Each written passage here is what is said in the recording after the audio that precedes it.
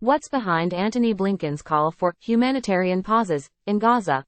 Washington, D.C. As United States Secretary of State Antony Blinken was meeting with Israeli leaders to urge humanitarian pauses in Gaza, Israel intensified its bombing of the Palestinian territory, hitting hospitals, ambulances, and civilians fleeing to safety. Rights advocates say humanitarian pauses are inadequate to stop the carnage in Gaza, where the United Nations has expressed concern over possible war crimes. That's obviously completely insufficient and is probably not sustainable over time. It's kind of an absurd approach to this, said Adam Shapiro, Director of Advocacy for Israel-Palestine at Democracy for the Arab World Now, Dawn. I don't know who's legally advising the U.S. administration, but if they think that this is a way to compensate for international humanitarian law, they're badly mistaken. That's just not legitimate. Time equals 400 ms. Greater than Shapiro added that calling for pauses also paves the way for an open-ended conflict without accountability or political cost for Israel. While in Israel on Friday, Blinken said temporarily halting the fighting would allow more aid into Gaza, protect Palestinian civilians and enable diplomacy to free captives held by Hamas.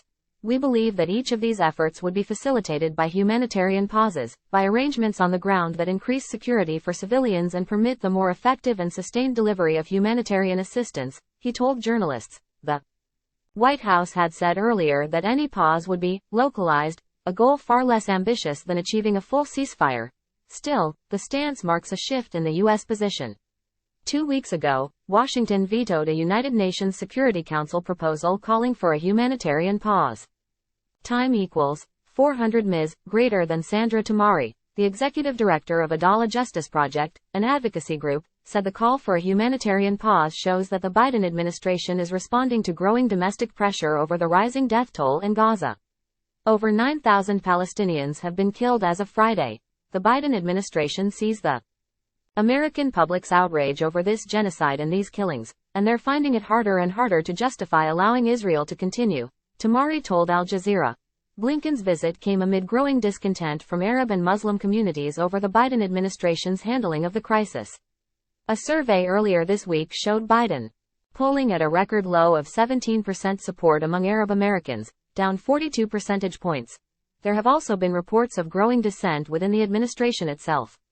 One State Department official, Josh Paul, said he resigned his post over the U.S.'s continued lethal assistance to Israel.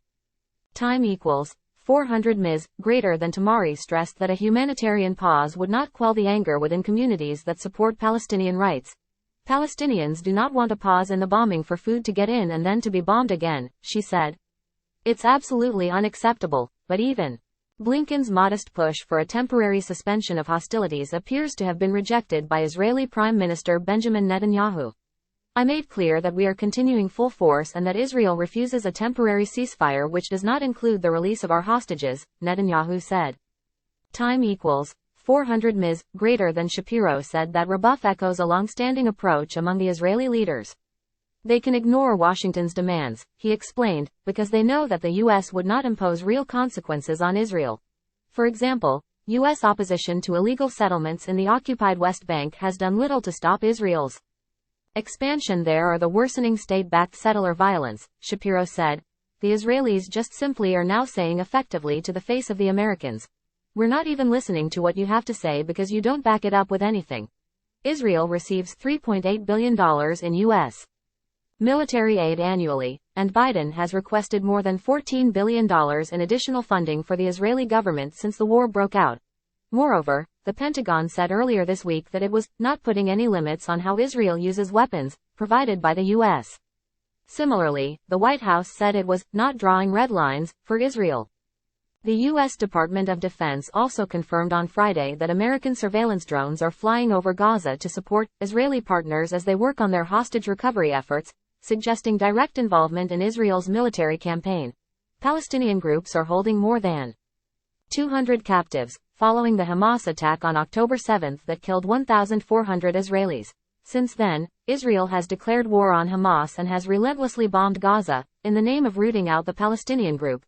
Given the U.S. support for Israel's war effort, Palestinian rights advocates say they are not convinced by the Biden administration's growing emphasis on protecting civilians in Gaza.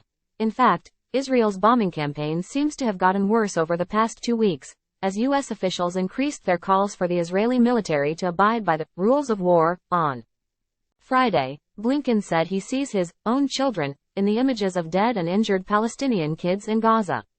However, he continued to stress U.S. support for Israel. But Tamari of the Adala Justice Project said Palestinians and Palestinian Americans are not falling for these niceties. Time equals 400 ms. Greater than. All Palestinians are looking at Blinken, looking at Biden, looking at this entire administration and saying, "You have blood on your hands," Tamari said. Tariq Kenny Shawa, a U.S. policy fellow at the Palestinian think tank Al-Shabaka, also dismissed the Biden administration's softening tone and call for humanitarian pauses. Any party funding Israel to the tune of $14 billion and replenishing the munitions Israel is using to commit genocide in Gaza as an active accomplice, Kenny Shawa said. The flowery human rights rhetoric the Biden administration is known for is nothing but hot air. If Washington wanted to influence Israel's decision-making, it could easily leverage the unprecedented amount of financial and military support it's providing. For now, as international pressure increases and demands for a ceasefire become louder, Kenny Shawa said Israel is trying to inflict more pain on Palestinians. Time equals 400 ms. Greater than. What minuscule pressure the Biden administration is putting on them is proof that unconditional support cannot go on forever, he told Al Jazeera in an email. I think they're trying to kill as many Palestinians as possible in this window of opportunity they have where they're confident that the U.S. is going to go to bat for them, no matter what they do.